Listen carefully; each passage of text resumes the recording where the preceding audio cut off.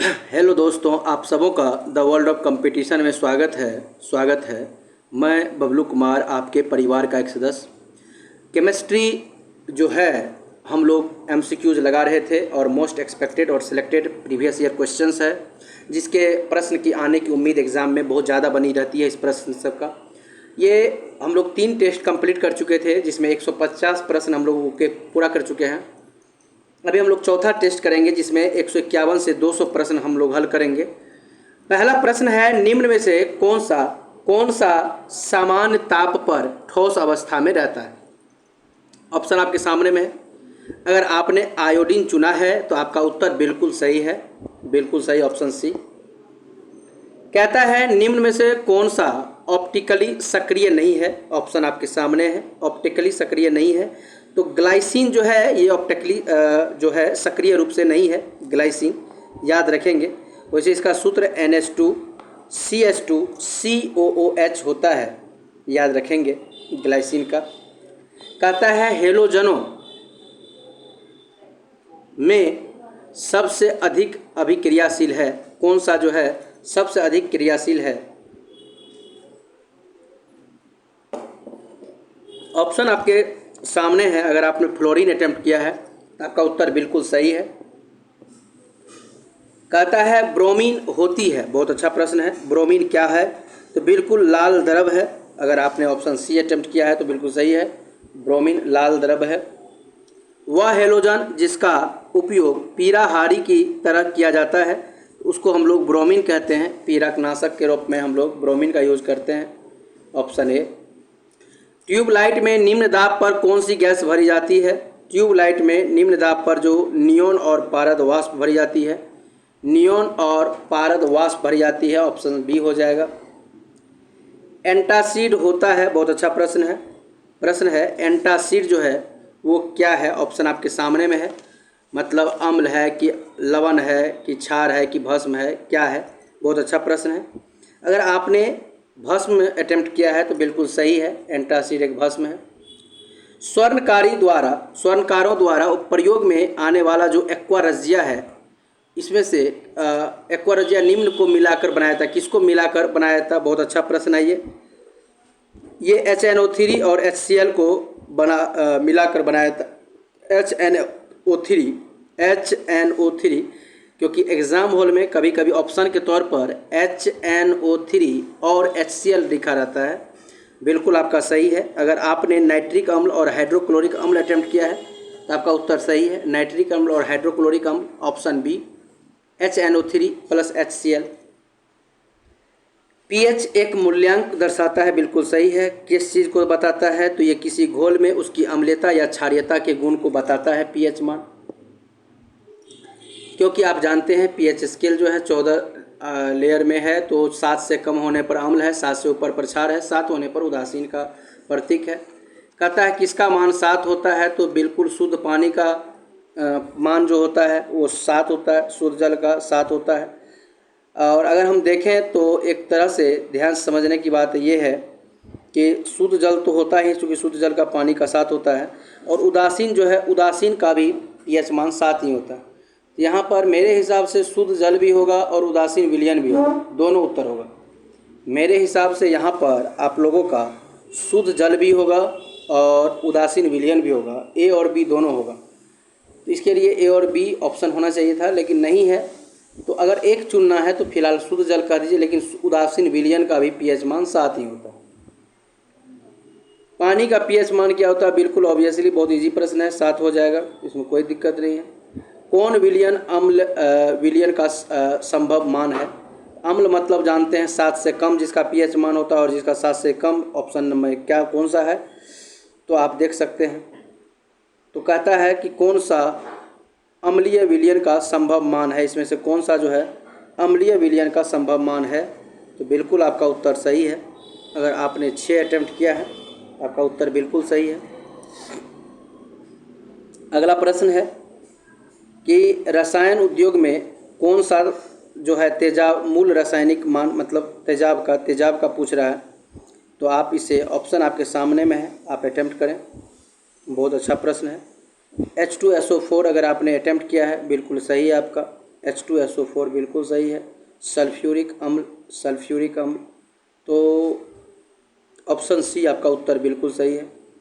आयोडीकृत लवण में रहता है, बहुत अच्छा प्रश्न है, उस लवण में क्या रहता है, तो पोटेशियम आयोडाइड रहता है, पोटेशियम आयोडाइड, ऑप्शन डी हो जाएगा।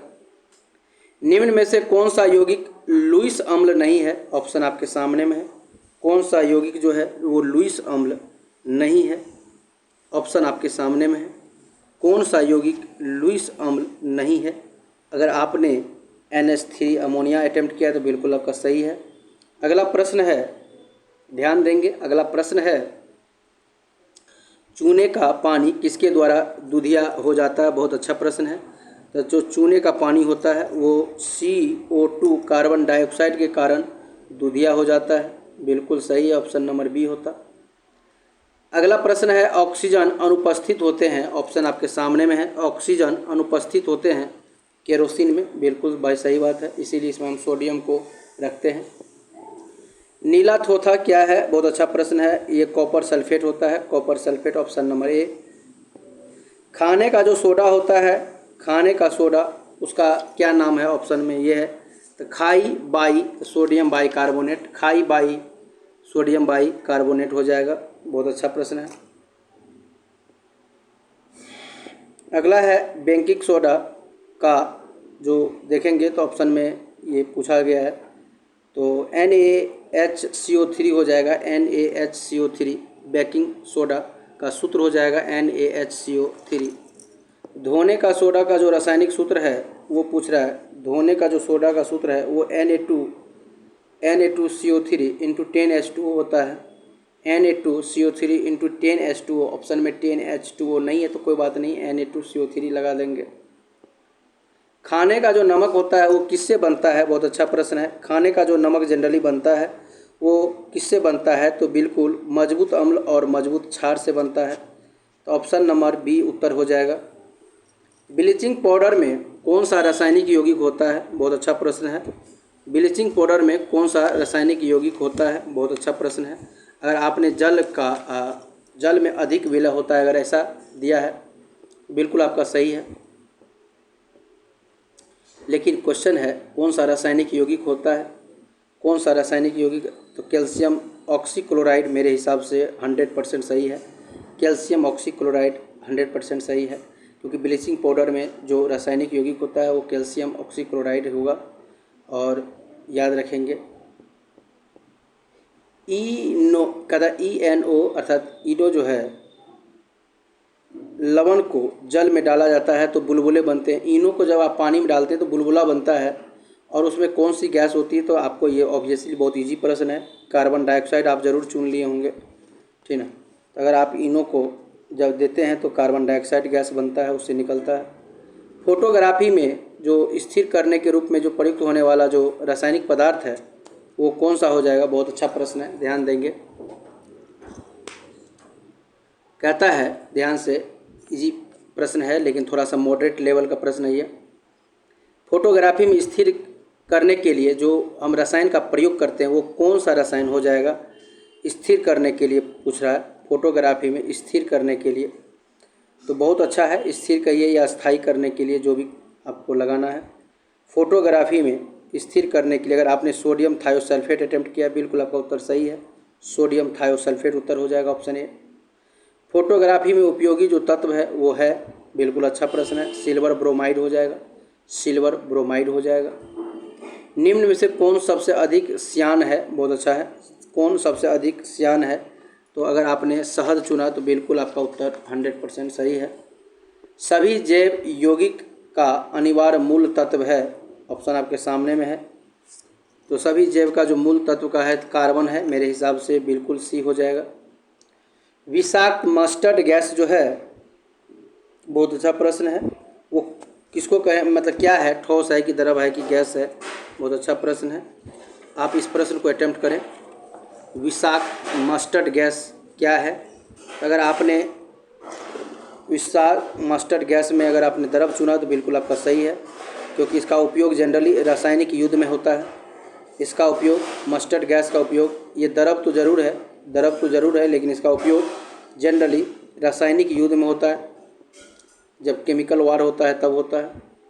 निम्न में से कौन सा एक पृथ्वी पर जीवन की उत्पत्ति के लिए मूलतः उत्तरदायी है? पृथ्वी पर जीवन की उत्पत्ति के लिए जनरली उत्तरदायी है। ऑप्शन आपके सामने है, आपको बताना है कौन सा पृथ्वी पर जीवन की उत्पत्ति के लिए मूलतः उत्तरदायी है। ऑप्शन आपके सामने में है, आपको बताना है। बहुत अच्छा प्रश्न है। अगर आप इसको चुने होंगे कार्बन, हाइड्रोजन और नाइट्रोजन, तो बिल्कुल आपका सही है। कार्बन, हाइड्रोजन और नाइट्रोजन दोनों का जरूरी, तीनों का जरूरी है। हाइड्रोकार्बन्स के अनुभार के बढ़ते क्रम के अनुसार अगर आप इसे सही सजाएंगे तो क्या होगा? बहुत अच्छा। Methane, ethane, propane, butane, methane, ethane, propane, butane, methane, ethane, propane, butane, methane, ethane, propane, butane. Option A हो जाएगा। एक हाइड्रोकार्बन जिसमें कार्बन के दो परमाणु द्विबंध द्वारा जुड़े होते हैं क्या कहलाता है? बहुत अच्छा। अगर द्विबंध से जुड़ा होता है तो उसको हम लोग एल्कीन कहते हैं, एल्कीन कहते हैं। ऑप्शन बी हो जाएगा। प्रथम विश्व युद्ध में निम्न में से किस एक का रासायनिक आयुध के रूप में प्रयोग किया गया? बहुत अच्छा है।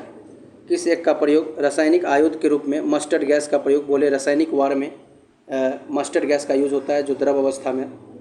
सिगरेट लाइटर में क्या होता है? तो बहुत अच्छा प्रश्न है। सिगरेट लाइटर जो आप यूज़ करते हो उसमें जनरली ब्यूटेन होता है। Option A.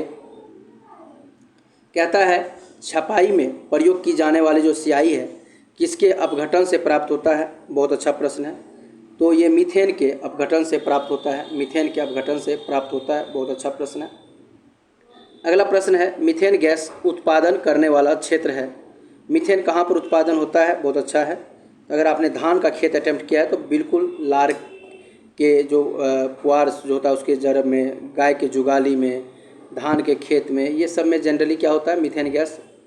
रसायन फल पकाने में सहायक होता है कौन सा? इसमें से कौन सा फल को पकाने में सहायक होता है? अगर आपने इथेफॉन अटेम्प्ट किया है, इथेफॉन, तो बिल्कुल आपका सही है। ऑप्शन ए हो जाएगा। रसायन फल को पकाने में सहायक होता है, ये इथेफॉन भी हो जाएगा। निम्नलिखित में से कौन सा रसायन फल पकाने के लिए उपयोग में लाया जाता है? बिल्कुल अगर आपने कैल्शियम कार्बाइड अटेम्प्ट किया है तो बिल्कुल आपका सही हो जाएगा, कैल्शियम कार्बाइड। Option C. निम्न में से कौन फलों को पकाने में बढ़ावा देता है? फल को पकाने के लिए बढ़ावा देता है। निम्नलिखित में से कौन फल को पकाने में? अगर आपने एथिलीन अटेम्प्ट किया है तो बिल्कुल आपका सही हो जाएगा। वेल्डिंग में प्रयोग होने वाला जो गैस है उसमें कौन सा गैस होता है? अगर आपने ऑक्सीजन के साथ एसिटिलीन मिला दिया है तो बिल्कुल सही है, ऑक्सीजन और एसिटिलीन। तो ऑप्शन सी हो जाएगा सही।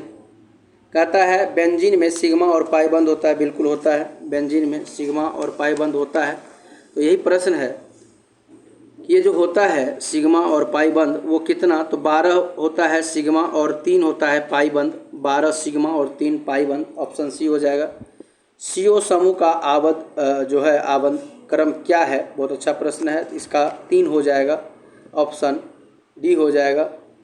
शक्कर के किण्वन से क्या बनता है? शक्कर का जब आप किण्वन करते हैं तो उससे बनता है इथाइल अल्कोहल, इथाइल अल्कोहल बनता है।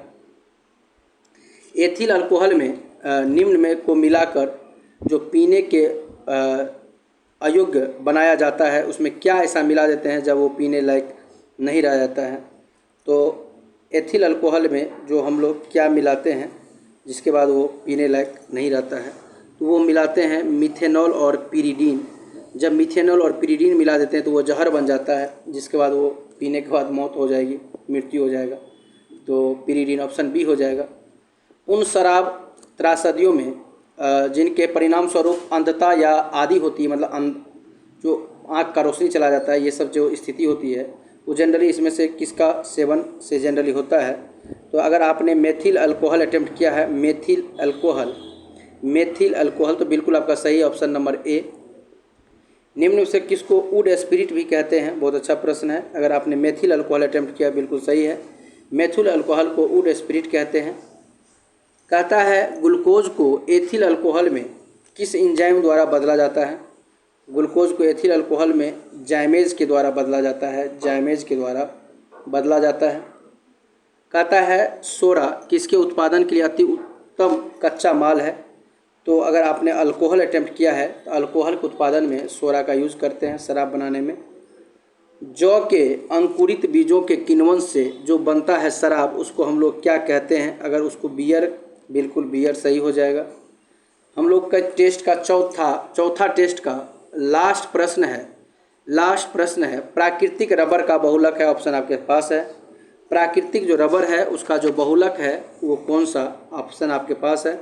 अगर आपने आइसोप्रीन अटेम्प्ट किया बिल्कुल सही है, आइसोप्रीन, ऑप्शन सी। इस तरह से चौथा टेस्ट हम लोग का कंप्लीट होता है। हम उम्मीद करेंगे कि आप लोगों ने अच्छा दिया होगा और स्कोरिंग इसमें आपका कुछ कम रहा होगा। हमको लग रहा है आप 36 और 40 के बीच में अगर लाए होंगे तो भाई आपका अच्छा स्कोरिंग हुआ, लेकिन सेकेंड जब आप इसको फिर से टेस्ट देंगे तो उम्मीद रखना है कि आपको 48 से 49 कम से कम सही करना है। तो बाकी हम लोग लेते हैं विराम, मिलेंगे अगले क्लास में। बहुत सारी शुभकामनाएं, धन्यवाद। आपके मेहनत को ईश्वर रंग दे और आप सफल हों, ऐसा मेरी ईश्वर से शुभकामनाएं हैं आपके लिए और मेरी दुआएं हैं आपके साथ।